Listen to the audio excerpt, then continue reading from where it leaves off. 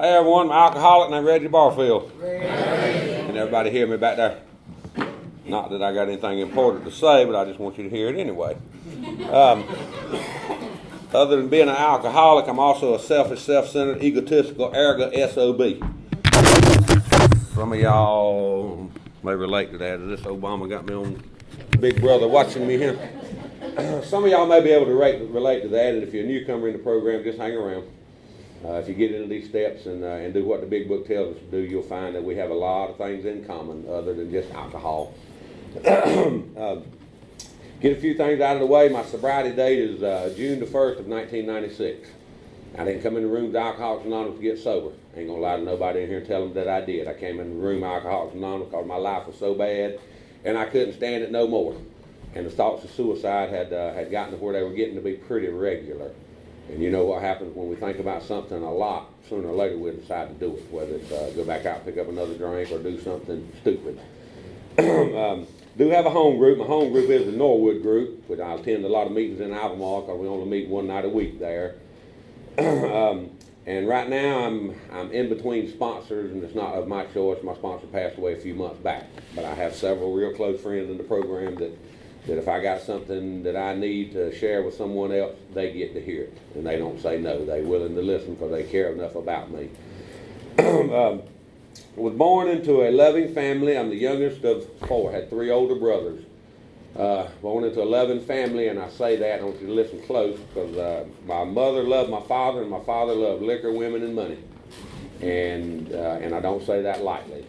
My father passed away last November, but as a result of this program, he and I were able to rebuild a relationship and regain trust, and I got to be the son that he would have been proud, that he was proud of for several years before he did pass away.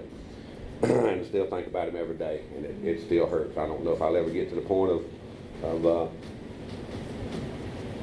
getting over it, but every day is something goes on that I remember he taught me, and some of it I rebelled against. But like I said, growing up in the 60s, we lived out in the country, and we had a childhood like you see on TV of people. We had lived on 100 acres. We had cows, we had chickens, we had a couple of different horses, pigs, we had dirt bikes. I mean, we just had activity going on all the time. My father ran a place of business in Norwood. It was a service station, and growing up in the 60s wasn't a good place for a small child to be hanging around with some alcohol being consumed, because my father, he's one of us. He didn't get sober in the room. He went to some meetings in the early 70s, but I'll share a little bit later on about when he did quit drinking. And it was kind of confusing seeing the things that happened around our house, because my father was very abusive. And I didn't understand any of that until I got into these rooms to realize that it wasn't something that he wanted to be, but his disease will make you do things that you swear you will never do. It'll take you places and keep you longer than your willpower will allow you to return from it. But like I said, being the youngest of the bunch, shared a few items here. My mother had rheumatic fever when she was about 15 years old, and some of you older people in here will know what that is. It's a bad condition on your heart. Well, they already had three boys, and they wanted a little girl. They told the doctor, "Oh, we'll be careful." The doctor said, "Miss Barfield, you don't need to have any more children. Your heart can't stand it." "Oh, doc, we're going to be careful. We want a little girl. Well, there's 13 months difference between me and my next older brother. And first thing my mama asked the doctor, said, "Is it a boy or a girl?" And the doctor said, "He's red-headed. Everybody else in the family is black-headed. I've been wearing glasses since I was 4 years old. You got 5 members of your family that's black-headed, and you red-headed, and you wearing glasses. You don't look like the rest of the group. Something's wrong with that. I didn't belong with that family." And I had 4 other cousins that lived, or they were third cousins, lived right up the road from us, about maybe a quarter of a mile. There were 3 boys in that family and 1 girl. And all of us, now like I said, there was something going on all the time. But the part about not feeling like I belonged with that family, we've got some family pictures that the 5 is over here, and I'm standing over here about 3 foot from the rest of them.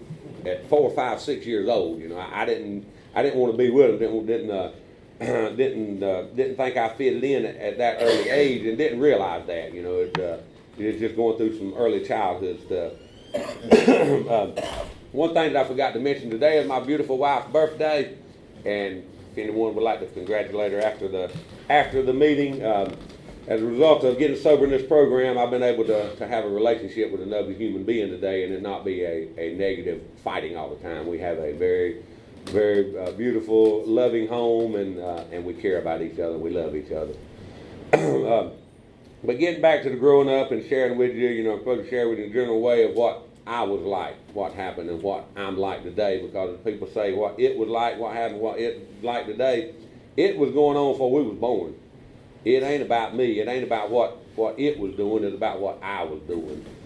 But like I said, Father run that service station, and we had all this country stuff out in the country, but we didn't have all the nice things that other kids going to school had, and I resented that.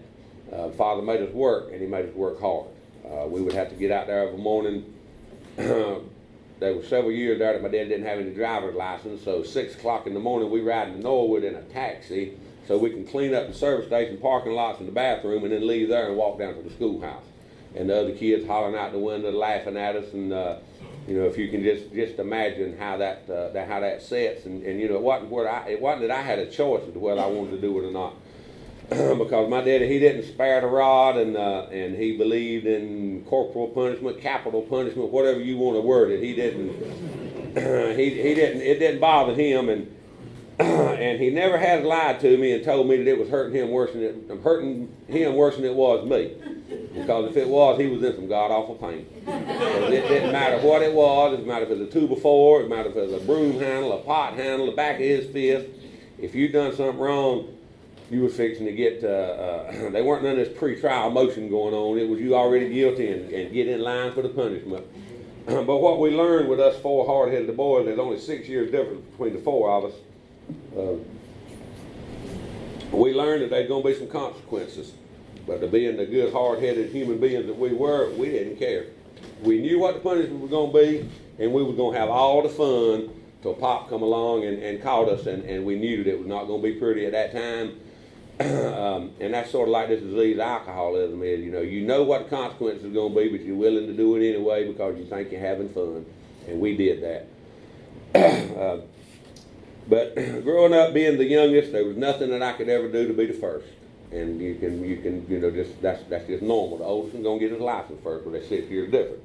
Oldest one's gonna graduate first. Good chance. Oldest one's gonna get married first, and and there was nothing that I could ever do that was any glory. And I might try to say, my 2 oldest brothers, they were very good playing football, and I was gonna follow in their footsteps. And got to the 10th grade, and I broke my arm, fell off the truck, hauling hay.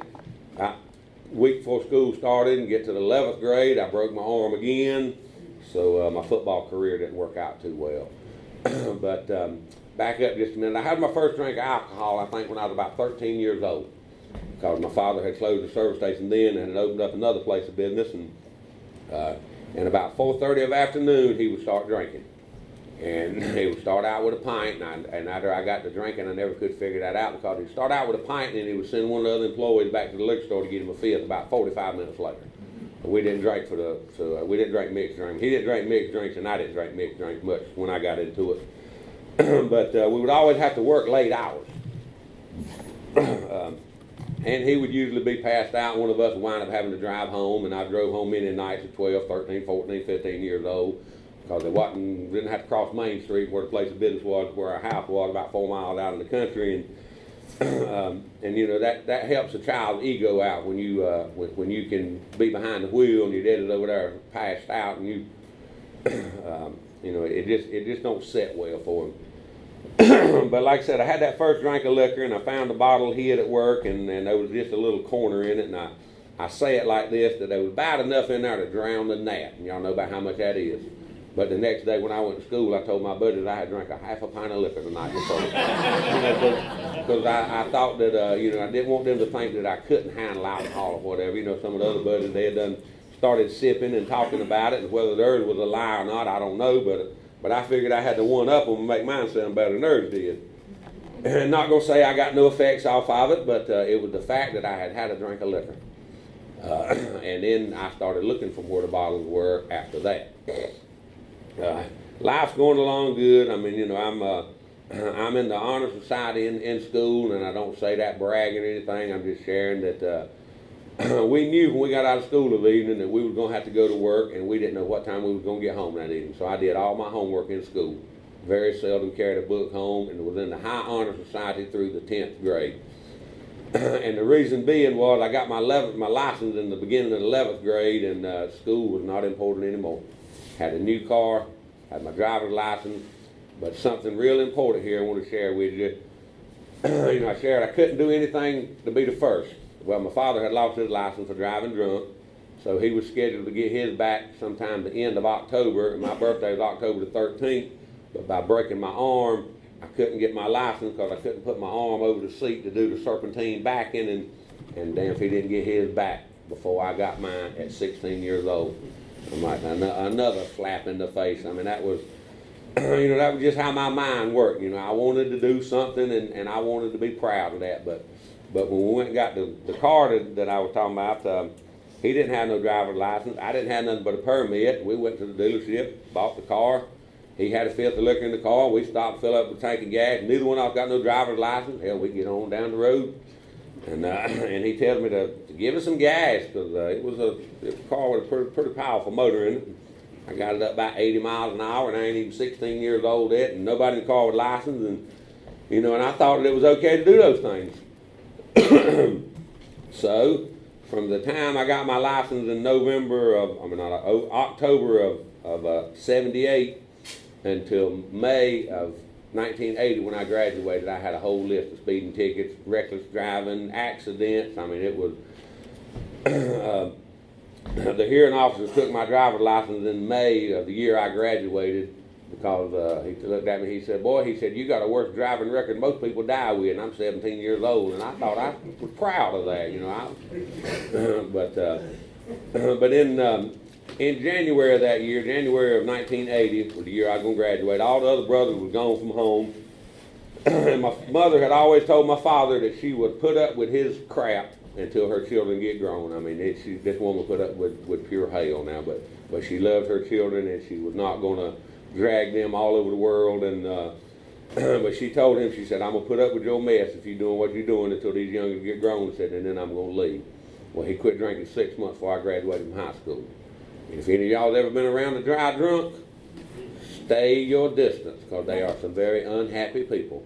He quit drinking in January, and for the first 30 days, me and my mother both had to move out of the house because it was so bad. Because, see, when you quit drinking, you ain't working a program, automatically you're doing everything perfect. Nobody else can do anything to your standards. And if there's anybody in here that's early sobriety that hadn't started working the steps yet, when those feelings start occurring, you'll say, well, that boy told me what was going to be like being on a dry drunk, and maybe you'll save yourself from that misery and the ones around you. But he quit drinking, and we moved out and moved in with my grandparents and lived close to us there. And after about 30 days, we moved back home because it had gotten sort of a little bit more tolerable. But we got up one Sunday morning, and like I said, I'm 17 at the time, and I'm already going out doing what I want to about 5 or 6 nights a week. Was in the high honor society, so I got my license and damn near flunked 12th grade as a result of not going to school, not doing my work, didn't care, because see, I didn't need anything those people had to offer.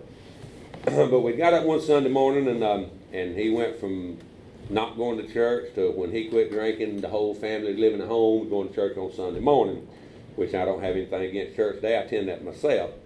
But he called me in the living room that morning, and I'd been out kind of late the night before because, see, I'm still doing what I'm doing, and I've already found other substances by this time. It wasn't just alcohol, but out of respect this program, I'll try not to mention too much about them. But called me in the living room that morning and said he wanted to talk to me. Well, I'm 17 years old, and he had drank the whole time I'd been alive. And I looked at him and had a tear come down across my cheek, and I said, Daddy, I said, it's kind of hard to talk to somebody you don't know. And for the first time in my life, I was probably honest with him. But, I'm sitting there thinking, I'm glad you quit drinking. Mama's life was hell for the 17 years that I've been here, and I don't know how long before that. But I'm 17 now. I got my whole life ahead of me. what you doing in your disease, what's it got to do with me? You know, I can handle this stuff. You know, I'm doing okay. You know, I'm young. I'm getting ready to graduate school in a few months. You know, I got a little bit of money in the bank where I've been working all my life, and you know, I'm on top of the world. Couldn't tell me nothing. And I believe my father realized that because he didn't do a whole lot of preaching. But he did tell me that the rules have changed. He said, you're going to stay home 3 nights a week. He said it can be Monday, Tuesday, Wednesday, or Friday, Saturday, Sunday. He said, whichever you choose. I didn't like that. Because, see, there was stuff happening that I needed to be involved in. I mean, there was parties going on. And anyway, we survived that. Like I said, I lost my license in May of that same year. Walked the summer I graduated from high school. Had to go back to school the next day after graduation because I got an empty folder. There wasn't no diploma in it. Because I had missed too many days, I had to go back the next morning for 2 hours. All the rest of the kids gone off to the beach for the party week. And Mr. Intelligent Reggie, he had to go back the next morning for 2 hours to sit in the principal's office so he could hand me my diploma. And didn't get to go to the beach with the seniors either. But I ain't learned nothing. You know, I'm still just as hard-headed to get them back the end of that year and or the end of that summer. And I'm doing what I want to do. I've already started my little side business. I was selling this green vegetable-like substance. Some of you know what I'm talking about. Because you've got to have money in your pocket if you're going to be cool. You're going to have friends to hang around with. You know, you got a nice car and went to work for my father at his company, and that was probably more of a nightmare for him than it was for me because I would cause problems with other employees, and you know, since I'm the boss man of the owner's son, you know, I deserve some special treatment, and he didn't play that game. It didn't matter who you was all treated the same. So in 1983. I'm full blown in alcoholism. I mean, I'm already, like I said, selling everything and anything under the sun, staying up late hours trying to work. And about December of 1983, he and I had some conflict, and I expect I was more of a conflict than he was. But because after he got over that dry drunk, you know, things did change a whole lot. But 1983 of that fall of that year, it was just the rules. I couldn't abide by them no more at home, so I decided he was charging me $80 a month to live at home, and I thought that was highway robbery. I'm working for you, and how dare you charge me that? So we had a little disagreement, and he encouraged me that it'd probably be better for me to just get my clothes and get on out and do whatever I needed to do. So I found me a little place in Norwood, a 40-foot long, single wide mobile home, 10-foot wide. It was a dream. I'm talking about it was a dream. Had no central heating and air or anything. You could sit on the toilet and open the door and look at the ground. In the wintertime, the ice in the toilet, and you in the next room with an electric blanket. I mean, just a drunk's paradise. But this was $100 a month, and I thought, look at her. I said, he's been charging me $80. And I got my own place now, but I forgot to include the light bill. I forgot to include the groceries. But my pride wouldn't let me look back. And what is so ironic about it, it was a private drive where this mobile home was sitting at, and the chief of police had to come right by the end of my driveway going to his house every day. And we had a party at that mobile home every night for the next 15 months. I mean, there'd be 30, 40 people inside that trailer. The wind blowing, the windows at the end of the trailer would just flop back and forth. I mean, there wasn't even the hardware wasn't even there to hold them where you could roll them out or anything. But it didn't bother me. I'm 21 years old at that time, and got a car, got a truck, got a motorcycle, all this stuff that makes you well. I got money in the bank, and I'm doing good. Well, the young lady that I was seeing at the time, or talking to at the time, or getting ready to take hostage at the time, whichever you want to call it, she wasn't 15 years old, and I might not have been 21 at that time. But her parents had split up, and she moved in with me. So her mother had moved out, and her daddy was one of us. He's passed away now, but she had nowhere to go. So, you know, I'm this upstanding citizen that's doing like I'm doing, partying, selling drugs, and what better place for a 15-year-old girl still going to school? What better place for her to move into for me to take care of her? We moved in. She moved in with me, and she was driving my car to school with no driver's license. And I didn't believe the law applied to anyone, but y'all didn't apply to me. But she did stay that week. She did graduate high school. But in 1980, February of 1985, we got the opportunity to buy us a house. I mean, we having parties, and there's loud music, there's fighting, there's shooting, there's all kind of stuff going on, and we got the opportunity to buy us a house, and I figured that things would get better. They ain't nothing changed. Bought that house, and in June of 1985, a friend of mine that I'd known for several years, trust him like I do my own brother, and he came by my house one day, and he wanted me to go get him some of that green stuff we talking about. Well, I went and picked up 3 pounds, brought it back to the house, and they left, and a week later the boy got killed in his driveway, and to this day his murder ain't got solved, and he was running with some rough people. But it was about 6 months later they locked me up because one of the women that come to my house was an undercover agent. So here I am now. I'm still outsmarting the game. I'm still doing what I want to do, and I'm still smarter than they are. And I'm gonna put all the blame off on my buddy because he's already dead.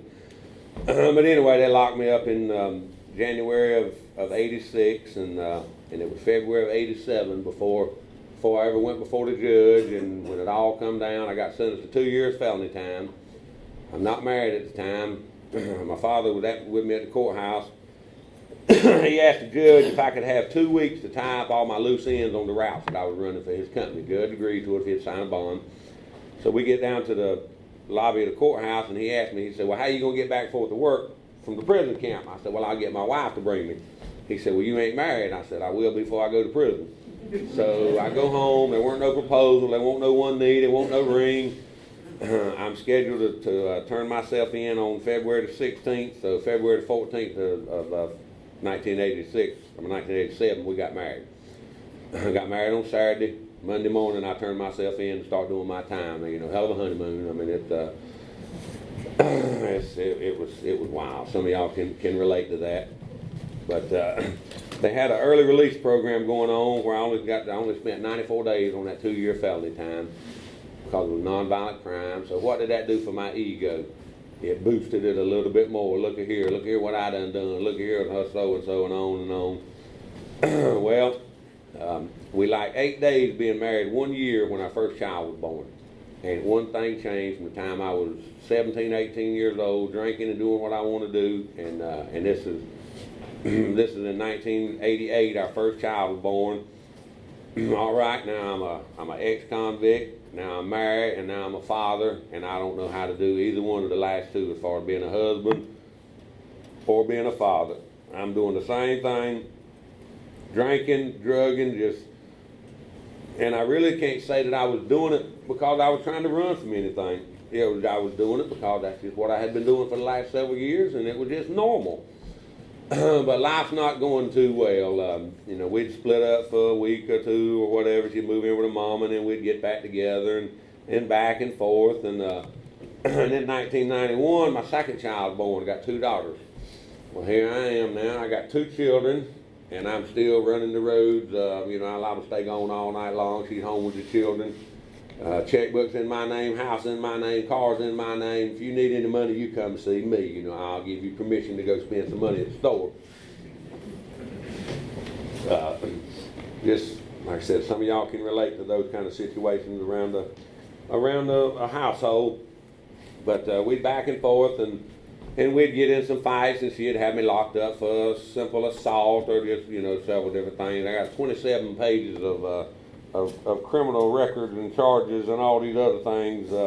Not proud of any of them, but that's where we go when we do the things that we do. But in 1995, she left for what would wind up being the last time. She left in May of 1995.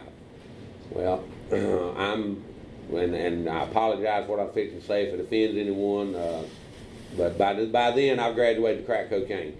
I'm alcohol, and I'm this other substance too, and she left and I wouldn't let her have the children. I ain't doing breaking no law. You left the household. These is my young'uns. Got my name on the birth certificate, and I wouldn't let her have the children. And for the next 13 months, I was on a suicide mission. You know, I got to figure out how to save my marriage. I got to figure out I don't want my kids growing up in a broken home. I'm still doing the exact same thing I was doing, except I'm doing more now because I'm hurting emotionally, and I got to take something to kill that pain. There would be nights that, and I know that there's a God because He watched over my children. There'd be nights I'd leave that house at 2 or 3 o'clock in the morning, going to the dope house and leave them 2 kids at home in the bed by themselves, 7 and 3 years old, and nothing happened to them. And I'm grateful for that day, and I'm ashamed of what I done, but I had no defense at that time. But May of 1996, I had walked down the hallway there and I'm down to 155 pounds. I'm 2 months behind on my house payment. You know, we're going through a divorce. We're fighting for custody of the children. But in my mind, other than that, you know, other than those simple little things, you know, life was good. But I looked in the mirror there, and I'm telling you, right now, I weigh probably 205 pounds. I'm 6'1". You can imagine 6'1" weighing 155 pounds. I looked in the mirror, and I mean to tell you, I hated what I saw. And had a moment of clarity, and it ain't my sobriety date by no means. But I looked in the mirror, and I thought, you damn fool. I said, you've been worried about them kids growing up in a broken home. I said, what's the difference in a broken home, having 2 drunk parents, or not even having a daddy? And I know that God had started working on me at that time, because for about the next week or two, you know, it was miserable. You know, I couldn't get high. I couldn't get drunk. I could consume, and I mean, I couldn't get enough to change that awful I hate me feeling. But toward the end of May, I'd been up all night that Friday night, and I'm on the verge of losing my job. My father's had all of it he can stand, because I got another brother that was in and out of these rooms from 1986, and he's seen what the results of these things were, and he'd had all of it he could take, and I was on the verge of losing my job. Well, I called a friend of mine that I knew was in the program, and we got up with my wife on the phone. We were still married, and she took me to Lancaster Recovery Center. You know, I'm going to get sober. I'm going to save my marriage. I ain't a bit more wanted to stop but nothing. I just wanted the results to change and life to get better. Well, she carried me down there, signed myself in on Saturday. They came around on Monday morning and told me I was going to have to go home, said my insurance wasn't going to cover me being there. And because they filled out the papers wrong. Well, you know, I done laid all my cards on the table. I done told my mama, my daddy, I done told some other family members, I done told them all what I had been doing. Not that they probably didn't know, but I had done come clean with all of them about everything. And, you know, my thought was, and the disease was talking to me, said, see there, buddy, you reached out for some help. Don't nobody want to help you. Just go on home, kill yourself. You know, that'd just be the way to do it. Because I had gotten to where the last couple of months, the suicide thoughts were on a regular basis. But got back home and ain't need to go to no AA meeting. That's for them damn weak people that can't handle things.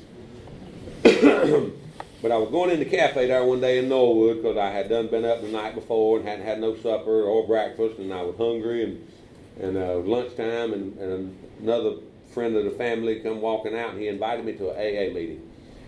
Well, I'm trying to avoid the conversation so I can get on in there because I'm hungry. It's about 1 o'clock, and I probably hadn't eaten since the day before, so I agreed with him and told him I would go. Well, I had to pick him up because he didn't have no driver's license. Here I am, still full-blown active, but I think I'm better than he is because I got transportation and I got the driver's license, so I picked him up. We went to the meeting. I don't a bit more know what was said that night. I don't know anything about what was read, who was at the meeting, or nothing. But I did feel so good about myself that I had been to an AA meeting. I went by the crack house and got me about $100 worth to reward myself for going to an AA meeting. Thinking was very, very sharp. But like I said, the results of doing what I was doing, you know, the body just had so much tolerance built up that there wasn't nothing, you know, I could do it for hours at the time and couldn't really feel that much off of it. But the following Monday night, I went back to the meeting, picked up a white chip, and by the grace of God, it's the only white chip I've had to pick up, because I had got to the point of where if this don't help my life get better, I got another option, and that's to go ahead and take care of myself, go ahead and blow my damn brains out, because I had done figured out how to do that. I done planned one. I was going to fake my death, and I was going to be up in the balcony of the church, and they was all going to be in there crying about me, and I was going to stand up and tell them, hey, I'm still alive, and, just insane thinking. I didn't have it all planned out. But like I said, I went back to that meeting, and I was at the point, like I said, I had done burned all the bridges, I had done used up, wasted everything, give away anything that meant anything to me other than those two children.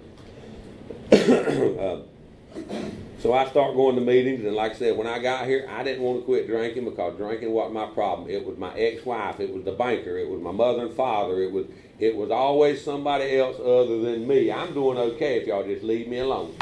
If you just slip me a few $100s, I'll be doing even better. And I share this at a lot of meetings. If I could have got $20 more, my sobriety date would have been one day later. I'd have been okay for one more day. And some in here can relate to that. But started going to meetings and told them at the meetings in Albemarle, I told them, I said, I'm not here because I got a problem with alcohol. I listed all these other problems that I had, and I said, I just need to get all this stuff straightened out. Well, didn't every one of them say, like we read, said, the only requirement for membership is desire to stop drinking. Well, maybe they realized that I wasn't wanting to be a member. I just wanted to attend some meetings. Because they never did tell me I couldn't come back. They said, just keep coming back. Said, we ain't never seen it work like that for nobody. Said, but you may be different. Well, that made me feel special. So I kept going to meetings, and after about 3 months, and I know today that God was working through me, because after about 3 months of not drinking, I got to thinking, this is a little bit better way to live. Get off work on Friday and have money on Monday morning, and I said, maybe I do want to get sober, and I just didn't realize it at the time. So I started getting a little serious about going to meetings and reading in the book and learning, and I'm 6 months sober and wound up with full custody of both of those daughters. They were 8 and 4 years old, or 8 at the time, in spring of 1997. And here I am, coming from alcoholic, drug addict, you know what, ain't been no husband, ain't been no father, don't know nothing about doing either, but I'm going to punish my ex-wife, and I'm going to get custody of my kids. Well, God blessed me with custody of them. Most frightening day I probably ever had in my life was I'm standing at the courthouse and getting ready to walk out the door, and it dawned on me, what in the hell have you just signed up for? I got 2 daughters. I don't know a thing about raising them, but we toughed it out. We survived it. My oldest daughter graduated in 2006. She was in the top 7% of her class. My youngest one's a little bit hard-headed. She's got a little bit more of my DNA, I think, but she's coming around. She's 21 now. But like I said, I got sober in 96, and I'm sober about 15 or 16 months, and I've been wanting to hear my father tell me how proud of me he was. I'm finally doing the right thing, but I want some recognition for it. Well, that year, October, my birthday, me and the kids went to the beach. My dad had a little trailer in that Garden City, and we'd always go down on my birthday. Even when I was drinking, we'd always go down on my birthday. Went down that year, and I was sober. We get a phone call about 11:30 that night. I had an uncle in Greensboro that had been sober for 14 years. But he quit going to meetings for 2 years. He got lonely, isolated, depressed, and he blew his brains out. Well, I got to hear that, what I wanted to hear about my dad had been proud of me that Sunday morning after he got up, and I told him what the phone call was the night before. And as you can imagine, it didn't have no damn glory to it when I'm sitting there thinking, you selfish SOB, you got to hear it and look at the tragedy that was involved in you getting to hear what you wanted. I was sober maybe 2.5 years. Had one grandparent still living when I got sober. We had Thanksgiving dinner down at my mother and daddy's house. She was 82.5 years old. I hugged her neck, told her that I loved her. She died in her sleep that Friday night. And you people gave me the ability to tell people that you love them, because you don't know when it's going to be the next time that you see them, or if you're ever going to see them again. So I had something in my heart at the funeral and the wake and all. I had something that the other ones didn't have. I had told her that I loved her the last time I spoke to her. 2003, had a brother and a nephew. The brother I was talking about had been in and out of these rooms since 1986, been in prison a couple times, that I never could get sober. Car got swept off the road, 4 people in the car drowned. My brother, 8-year-old nephew, and 2 other people. I didn't have to drink over that. 2006, our place of business burnt down with no insurance. I mean, you take, let's just say, imagine what 1,000 tires burning looks like. We'll do about 10 times that. That's what this place of business was when it went up in smoke. Same year that my daughter graduated from high school. Financial situation gets turned upside down. I ain't got no money put up for her to go to college, but I made her a promise. I said, if you make the grades, I said, I'll pay the bill. And I share this with you because it was it's very important. 10 years sober, I was at the jumping off place, probably as bad as I was before I ever got here. And it was because of outside circumstances that I didn't create or I couldn't do a thing about. But I had I'd gotten comfortable in my program. I pat myself on the back. I put my weight back on. Got a decent automobile now. Got my house payments caught up, and and I'm okay again. So I'm grateful that some of those things happened that year for me to realize that this ain't for one day at a time. My mother passed away in spring of 2009. I didn't have to drink over that. I was holding her hand when she took her last breath. She'd been in the hospital and declining health, and then this life from here, I'm gonna try to wind it up. I was sharing with you about not being able to do anything for the first. Well, my mother passed away in 2009. With the lady that I'm married to now, we met in December of 2010. And we dated for a year, and then I had an accident in November of 2011, and a few days in the hospital, and out of work about 6 weeks, shattered the bones in my wrist, and she took such good care of me, but that's not the only reason I decided that I might want to marry her and hold on to her, because she's a terrific human being. But we had planned to get married in April.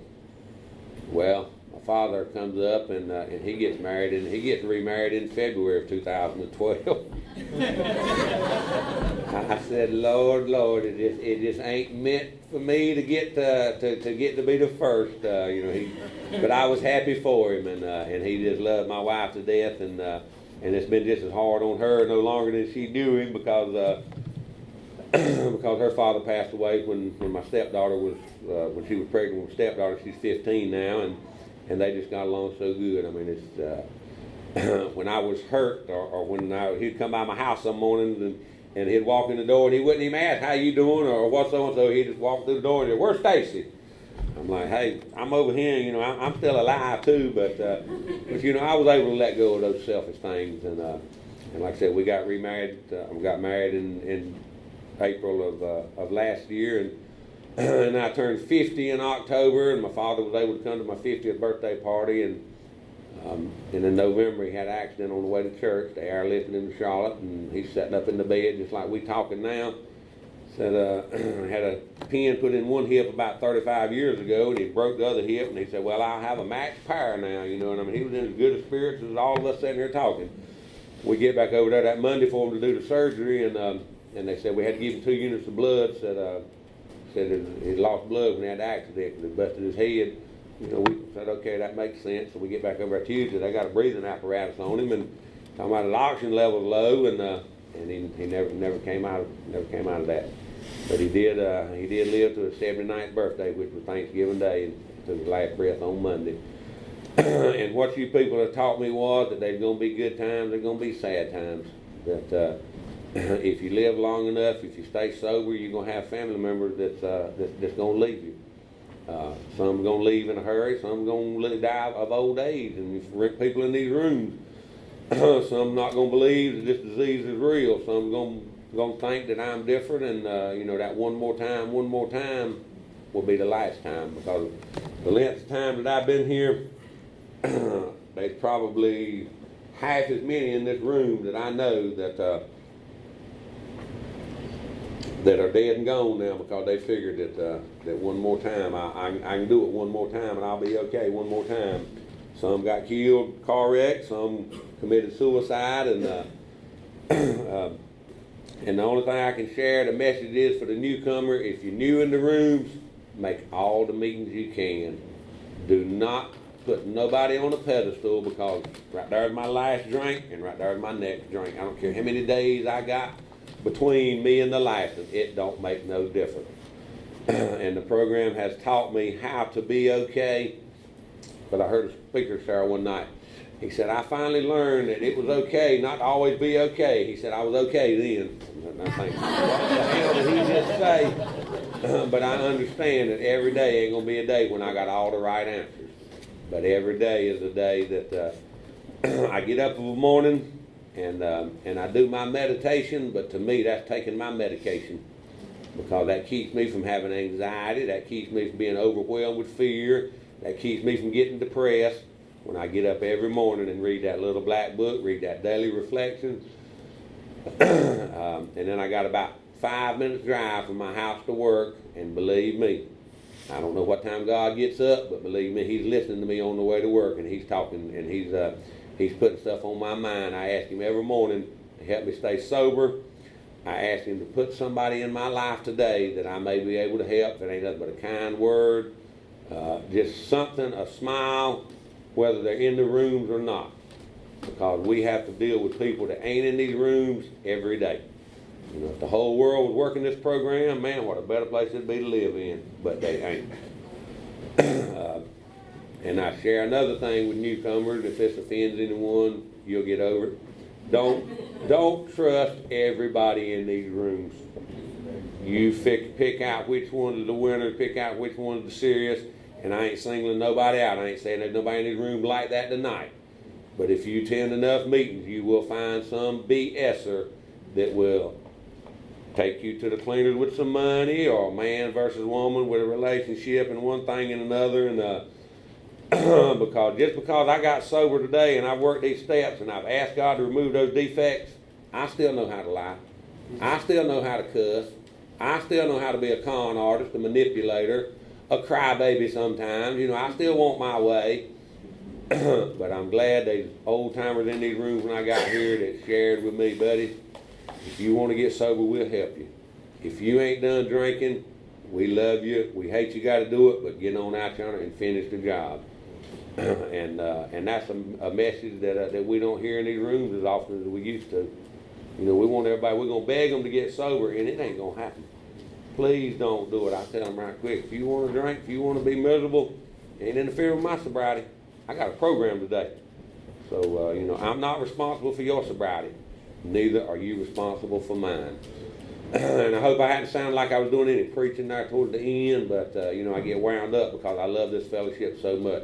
It gave me a life today that I didn't dream or believe that I was capable of having. I didn't think that I would ever. I figured I'd get sober or stop drinking and just be miserable and unhappy the rest of my life, because I got to walk around with that frown. I can't drink today. I can't drink. I can't drink today. But another thing is, I don't have to drink today. I don't want to drink today. And I don't have to go to meetings today. I get to go to meetings. And I appreciate y'all folks for being here and love every one of you. Thank you.